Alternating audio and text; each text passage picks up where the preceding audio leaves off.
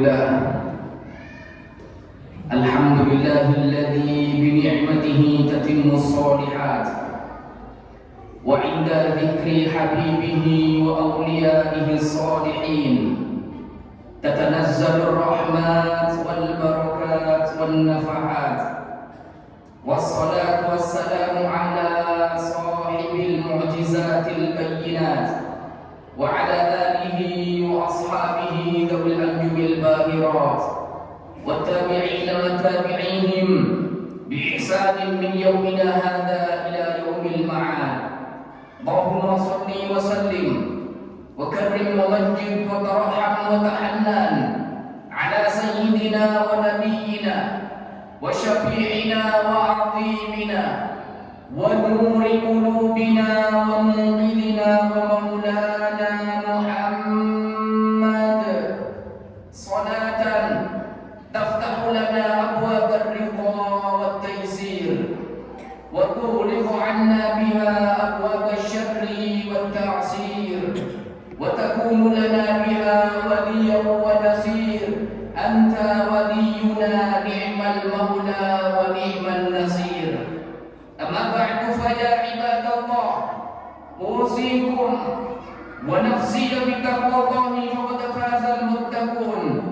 اتقوا الله حق تقاته ولا تموتن إلا وأنتم مسلمون. وقال تعالى يا أيها الذين آمنوا اتقوا الله وقولوا قولا سديدا يصلح لكم أعمالكم ويغفر لكم ذنوبكم ومن يطع الله ورسوله فقد فاز فوزا عظيما. أما بعد ma'asyiral hadirin jamaah salat Jumat yang mudah-mudahan senantiasa diberkahi dan dimuliakan oleh Allah Subhanahu wa taala. Kami teringat dengan sabda Nabi Muhammad sallallahu alaihi wasallam yang diriwayatkan oleh Al-Imam At-Tabrani. Beliau mengkonfirmasi kepada kita bahwa hasinu amwalakum bizzakah. Beliau mengatakan jaga, lindungi harta-harta kalian dengan cara mengeluarkan zakat. Dari hadis tersebut sudah jelas keberkahan daripada harta yang kita miliki. Kelestarian harta yang kita miliki tergantung bagaimana zakat yang kita keluarkan. Diceritakan seorang Nasrani ketika mendengar hasinu amwalakum bizzakah, mendengar hadis tersebut, Nasrani tersebut mengatakan kalau omongannya Muhammad benar maka saya akan ikut agama Islam. Tapi kalau omongannya Muhammad salah, saya akan bunuh dia. Akhirnya Nasrani mengeluarkan zakat karena memang dia punya partner bisnis dan barang dagangannya sedang perjalanan untuk diantar kepadanya.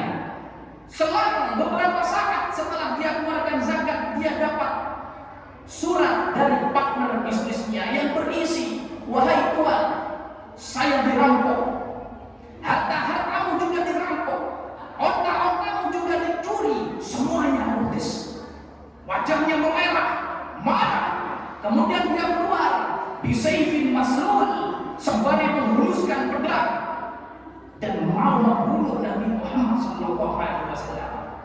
Begitu di perjalanan para hadirin, ada susulan surat dari partner bisnisnya, dibuka dan dibaca, yang isinya, wahai tuan, saya selamat, yang lain tidak selamat.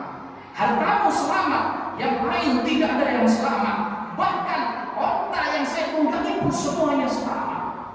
Begitu mendengar dan membaca surat tersebut terkejut sambil bergetar, dan pedang yang dia bawa dia jatuhkan dan dia menghadap kepada Rasulullah dan bersyahadat dan mempercayai apa yang telah disampaikan oleh baginda Nabi Muhammad SAW. Kalau kita ingin dilestarikan harta kita, kalau harta kita ingin dibarukai oleh Allah Subhanahu wa taala, Ma'asyiral hadirin, kalau kita ingin bangkrut, kalau ingin kita dihabiskan oleh Allah Subhanahu wa taala, silakan.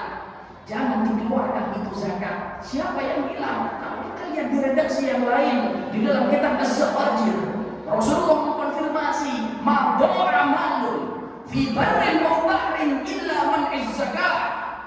Rasulullah mengkonfirmasi, tidak akan pernah lenyap, tidak akan pernah rugi, tidak akan pernah bangkrut dunia atau harta kecuali dia simpan itu zakatnya, kecuali dia menahan untuk tidak mengeluarkan zakatnya.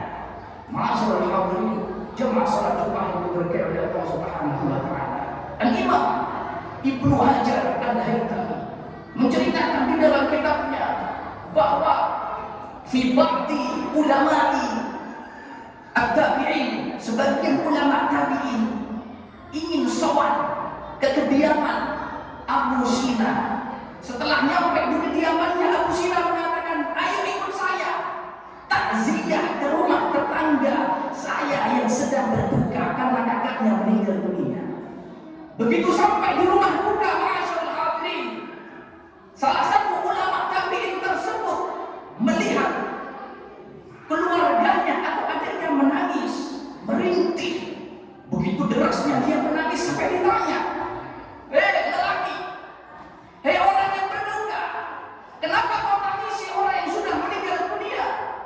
Bukannya kullu nafsin dha'iqatul maut, bukannya setiap orang yang bernyawa pasti Allah akan cabut itu nyawanya. Kenapa kau tangisi? Seakan-akan kau tidak ridho dengan ketentuan dan ketetapan Allah Subhanahu wa taala. Adiknya tersebut menjawab, "Wahai ulama, saya menangis bukan karena saya sedih ditinggal kakak. Saya menangis bukan karena saya sedih dan tidak terima akan ketentuan Allah, melainkan saya menangis karena saya melihat kakakku yang meninggal dunia diadab di alam kuburnya, disiksa oleh Allah Subhanahu wa taala." Ulama tersebut bertanya, "Kok bisa?" Akhirnya dia menceritakan di saat dia ikut mengebumikan, ikut untuk menguburkan satu persatu orang yang ikut pulang, satu sehingga hanya tersisa adiknya saja di atas kuburannya. Kemudian dia mendengar suara kakaknya yang sudah meninggal dunia menjerit, "Ah, kenapa kau tinggalkan aku? Kenapa semua orang meninggalkan aku? Padahal saya disiksa habis-habisan di alam kubur. Padahal saya ahli dalam sholat, taat dalam puasa. Tapi orang tersebut di alam kubur disiksa." Ma'asyiral hadirin, akhirnya si adik mendengar jeritan yang suaranya berasal dari kakak yang digali. Begitu lihat, subhanallah, Allah Subhanahu wa taala mengkalungkan rantai yang terbuat dari api neraka, dikalungkan rantai yang terbuat dari api yang berkobar. Sembari kakaknya yang meninggal dunia meminta tolong, "Tolong aku, tolong aku." Si adik memegang itu rantai kemudian terbakar, tidak bisa menolong. Sehingga ketika saat menceritakan, dia kasih itu tangannya, "Ini buktinya saya terbakar kedua tanganku." Akhirnya ulama tersebut menanyakan, "Bukannya kakakmu ahli ibadah? Bukannya kakakmu ahli sholat? Bukannya kakakmu juga ahli dalam berpuasa? Kenapa Allah Subhanahu wa taala mengadab dan membakar jasadnya di kuburan?" Si adik menjawab, "Wahai ulama, kakakku semasa hidupnya meni'z zakat. Kakakku tidak mau mengeluarkan zakat. Kakakku tidak mau mengeluarkan infak. Dia tidak peduli dengan orang-orang du'afa. Dia juga tidak peduli dengan orang-orang fuqara, sehingga Allah bakar dan dikalungkan dengan api neraka." Sehingga ulama tersebut merespon dorongannya, ini sesuai dengan apa yang telah dikonfirmasi oleh Allah Subhanahu wa taala di dalam surat Al-Imran, "La yahsabanna alladziina yadkhuluna bima ataahumullahu min fadlihi wa huwa khairan sayutawwaquna ma bakhilu bihi yaumal qiyamah. Jangan kalian kira orang-orang yang diberikan kenikmatan lebih, jangan kau kira orang yang diberikan harta lebih, diberikan dunia lebih, kekayaan yang lebih, dia mengira bahwa kalau dia tidak mengeluarkan zakat itu sesuatu yang baik baginya. Orang yang bakhil tidak mau peduli dengan fuqara dan masakin, tidak mau peduli dengan tetangganya yang kurang mampu, padahal dia diberikan kelebihan harta oleh Allah Subhanahu wa taala. Jangan dikira itu sesuatu yang baik bagi dirinya. Bal huwa syarrul lakum, itu justru malapetaka. Itu justru malah bahaya bagi dirinya. Sayutawwaquna ma bakhilu bihi yaumal qiyamah. Allah akan kanunkan harta yang dia simpan. Allah akan kanunkan harta yang dia tumpuk-tumpuk dan tidak mau mengeluarkan infak dan sedekahnya, tidak mengeluarkan zakatnya. Allah akan kanunkan semua itu, tidak perlu menunggu di hari kiamat, bahkan di alam kubur pun dikanunkan oleh Allah Subhanahu wa taala dan dibakar habis-habisan. Na'udzubillahi min dzalik. Mudah-mudahan kita semua dijaga oleh Allah Subhanahu wa taala, harta kita dijaga oleh Allah Subhanahu wa taala, anak-anak kita dijaga oleh Allah Subhanahu wa taala, dan mudah-mudahan kita semua diberikan keluasan rezeki sehingga kita mudah untuk sedekah. Mudah-mudahan harta kita, anak-anak kita, saudara kita diberkahi oleh Allah Subhanahu wa taala, dan puncaknya mudah-mudahan ketika kita dipanggil oleh Allah Subhanahu wa taala, dipanggil dalam keadaan husnul khatimah.